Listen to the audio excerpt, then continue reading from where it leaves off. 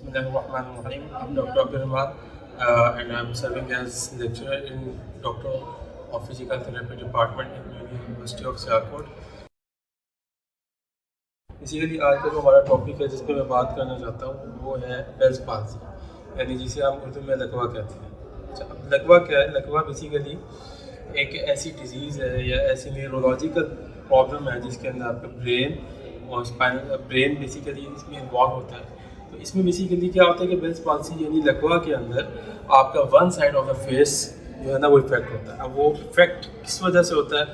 उसकी जो मेन वजह है वो ये है कि उसके अंदर जो ब्रेन के अंदर जो आपके फेशियल मसल्स हैं उनका जो कंट्रोल है वो ख़राब होता है। तो अब जब इनका कंट्रोल ख़राब होता है तो ये दो तरीक़ों से अपने आप को शो करवाता है। एक होता है फेशियल पाल्सी, इसके अंदर जिसे हम कहते हैं अपर मोटर न्यूरॉन इंजरी। जो मेरे जो है व्यूअर्स जो कि ये मेरी वीडियो देख रहे हैं और मेडिकल से रिलेटेड उन्हें पता होगा अपर मोटर न्यूरॉन इंजरी और लोअर मोटर न्यूरॉन इंजरी। तो बेसिकली जो बेल्स पाल्सी लकवा है वो लोअर मोटर न्यूरॉन इंजरी है। अब इसके अंदर क्या होता है कि आपके one side of the face जो है ना वो क्या होता है, जिसे कहते हैं पैरालाइज्ड हो गया, यानी उसके अंदर काम करने की कैपेसिटी नहीं रहती। अब काम करने की कैपेसिटी कैसे नहीं रहती? क्योंकि जो आपके पट्टे हैं या जो आपके मसल्स हैं वो आपकी हर मूवमेंट करवाते हैं। तो अगर आपका one side of the face paralyse हो जाएगा तो उसके अंदर आप जो पट्टे हैं वो मूव नहीं करेंगे, यानी मसल्स काम नहीं करवा सकेंगे।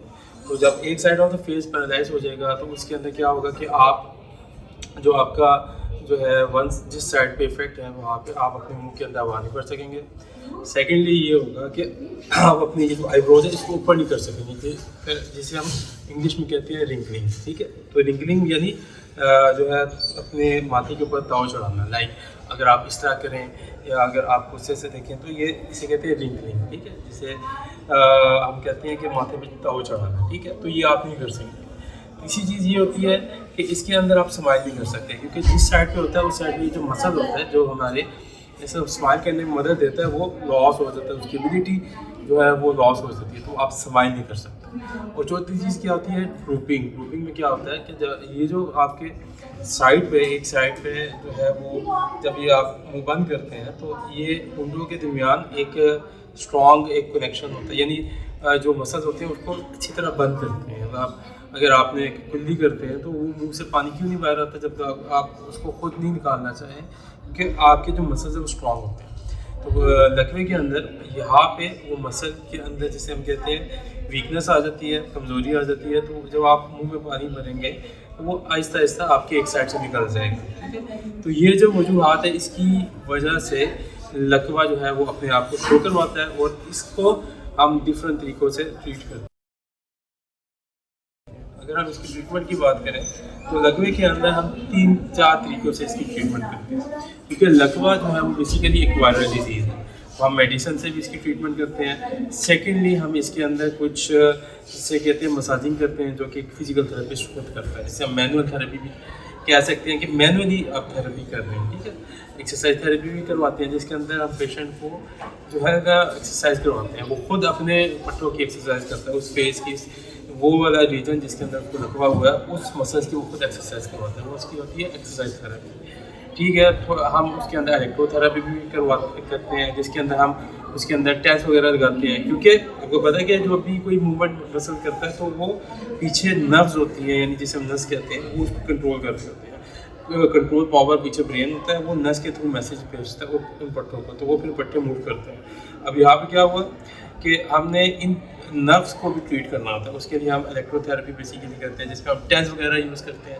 टेंस जिसे हम ट्रांसक्यूटेनियस इलेक्ट्रिकल स्टिमुलेशन के नाम से उसको जानते हैं, वो हम लगाते हैं। उससे क्या होता है, बेसिकली नर्व की पावर इंक्रीज़ होती है। साथ में फिर EMS जिसे हम कहते हैं इलेक्ट्रिकल मसल स्टिमुलेशन, मसल को इलेक्ट्रिकली हम स्टिमुलेट करते हैं जिससे उसके अंदर एबिलिटी टू काम करने की एबिलिटी बढ़ती है। ठीक है, तो ये चीज़ें हम इलेक्ट्रोथेरेपी में करते हैं। ठीक है, तो इस तरह हम 3 तरीक़ों से हम पेशेंट को ट्रीट करेंगे। हम इलेक्ट्रोथेरेपी भी करवाएंगे, फिर मैनुअल थेरेपी भी करवाएंगे, एक्सरसाइज थेरेपी भी करवाएंगे। अब इसके अंदर करवाते क्या है, पहले बात कर लेते हैं मैनुअल थेरेपी, यानी जिसके अंदर जो थेरेपिस्ट है वो ऑब्जेक्टिवली खुद परफॉर्म करता है। अब इसके अंदर क्या होता है, मैनुअल थेरेपी में हम मसाजिंग वगैरह करवाते हैं। अब मसाजिंग हमने उस एरिया की करवानी है जहाँ पे बेल्स पाल्सी है। फॉर एग्जांपल मैं कहता हूँ right side of my face Bell's palsy वहाँ पे हो गई है। अब उसके अंदर कौन कौन से मसल्स हैं, यहाँ पे हमारे आईब्रोज के ऊपर मसल्स हैं, ठीक है, आइज़ के यहाँ पे मसल हैं, आपके आइज़ के नीचे मसल्स हैं, ये आपकी चीक के मसल्स हैं, ठीक है, लिप्स के राइट साइड के मसल हो गए, फिर नीचे। तो ये सारे जो मसल्स हैं इनके स्पेसिफिक नाम होते हैं, जिनके स्पेसिफिक काम होते हैं, ठीक है।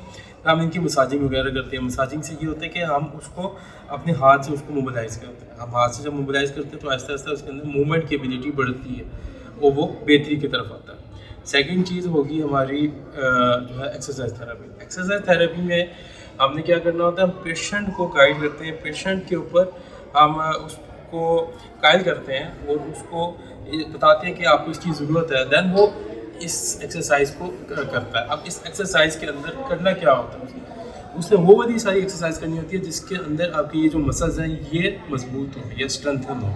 उसके अंदर सबसे पहले हम क्या करेंगे, हम उसे कहते हैं कि अगर जिस तरह अगर उसके ये रिंगलिंग वाला जो फंक्शन है वो कॉम्प्रोमाइज्ड है, हम उसे कहेंगे रिंकल करो। हम उसको रिंकल करने के ऊपर उसको कायल करेंगे, उसको फोर्स करेंगे, वो इस तरह रिंकल करने की कोशिश करेगा। अब जब वो खुद करेगा तो आहिस्ता आहिस्ता उसकी वजह से उसके अंदर इम्प्रूवमेंट आएगी। रिंकलिंग के साथ एक और सेकेंड होता है आई मूवमेंट, जो है ना, आई ब्लिंकिंग वो ख़राब होती है। जो बेसिकली लकवा के अंदर आपको पता है एक one side of the face ख़राब हो जाता है, उसकी मसल की पावर, तो जो आई है वो सही तरह बंद नहीं होती, ठीक है, वो सही तरह खुली रहती है। अब उससे हम क्या कहेंगे, उसको हम कहेंगे ज़ोर से ऐसे अपनी आंखें बंद करें।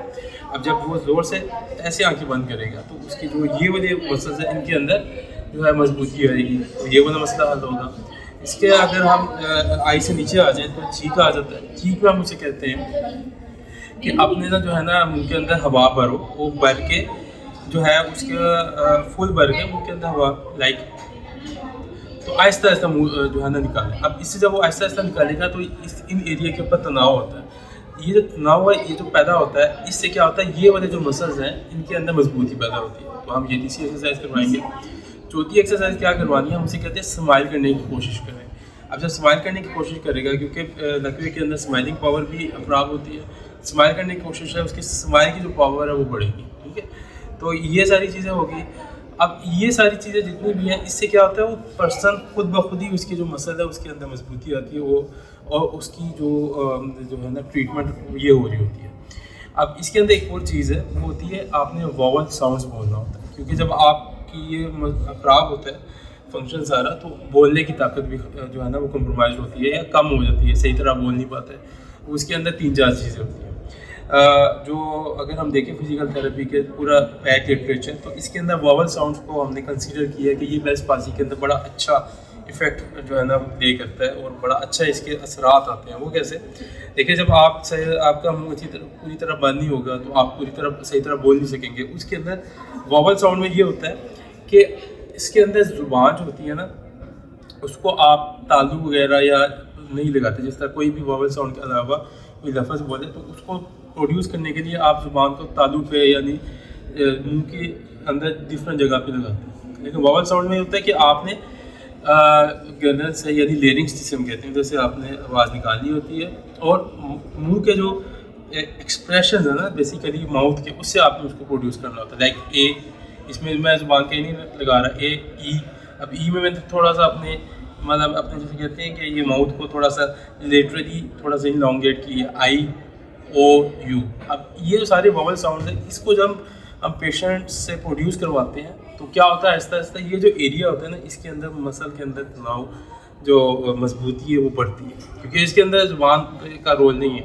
आप माउथ को यूज़ कर रहे हैं तो माउथ को जब यूज़ करेंगे तो आहिस्ता आहिस्ता उनके जो पट्टे हैं उनके अंदर मजबूती आएगी। तो ये सारे जो एक्सरसाइज हैं, एक्सरसाइज थेरेपी में हमने करवानी है, जिससे जो लकवे के पेशेंट है उसके अंदर आहिस्ता आहिस्ता क्या आएगी, जो है ना इम्प्रूवमेंट आएगी और वो बेहतरी की तरफ जाएगा। तीसरी चीज़ मैंने क्या कहा था कि हम उसके अंदर इलेक्ट्रोथेरेपी करवाएंगे। अब आपको पता है इलेक्ट्रोथेरेपी का मेन फंक्शन क्या होता है। इलेक्ट्रोथेरेपी में दो हम चीज़ें हम लकवे में करवाते हैं। एक होती है टेंस लगाते हैं, जिसे कहते हैं ट्रांसक्यूटेनियस इलेक्ट्रिकल नर्व स्टिमुलेशन। एक होता है EMS, इलेक्ट्रिकल मसल स्टिमुलेशन।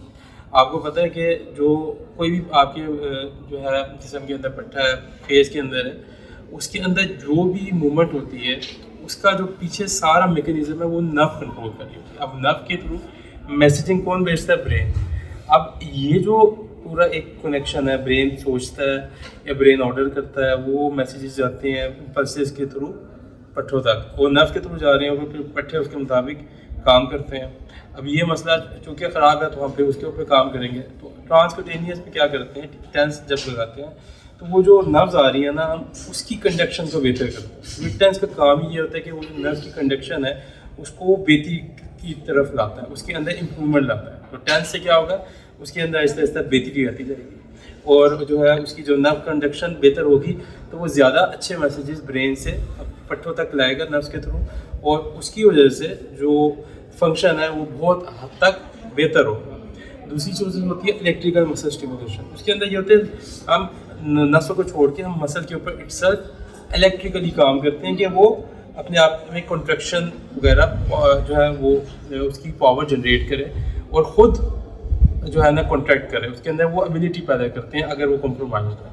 क्योंकि लकड़ी के अंदर आपकी मसल की एबिलिटी कम्प्रोमाइज़ है तो हम EMS पे लगाएंगे, उससे क्या होता है आहिस्ता आहिस्ता इलेक्ट्रिकली तरीके से हम उसके अंदर जो मसल की पावर है उसको बढ़ाएंगे और उसको बेहतरी की तरफ लाएंगे। इस तरह चौथी चीज़ हमने मेडिसिन देनी है, क्योंकि जो बेसिकली लकवा है ये that is a viral infection. तो वायरल इन्फेक्शन में हम एंटीवायरल ड्रग्स देते हैं फिर, और वो एक जो है बेसिकली मेडिकल स्पेशलिस्ट जो है वो पेशेंट को देखता है, उसके मुताबिक उसको जो है एंटीवायरल ड्रग्स देता है और उसके प्रॉपर एक पूरा कोर्स होता है और एक ड्यूरेशन के लिए होता है, वो एक मेडिकल स्पेशलिस्ट उसको साथ साथ देख रहा होता है। तो इन 4 चीज़ों से हम लकवे के पेशेंट के अंदर बेहतरी लाते हैं ताकि वो फर्दर ज़िंदगी के अंदर अपनी जो ज़िंदगी है एक नॉर्मल तरीके से गुजारें और अच्छे तरीके से अपनी ज़िंदगी को बसर करें। ये आज का मेरा टॉपिक था, और इस तरह की नई वीडियोस को देखने के लिए आप मेरे चैनल को सब्सक्राइब करें। मैं इंशाल्लाह हर नए दिन आपके लिए नई वीडियोस इस किस्म की प्रोडक्टिव वीडियोस लाता रहूँगा। उस वक्त तक के लिए डॉक्टर अब्दुल रहमान को इजाज़त दें। अल्लाह हाफ़िज़।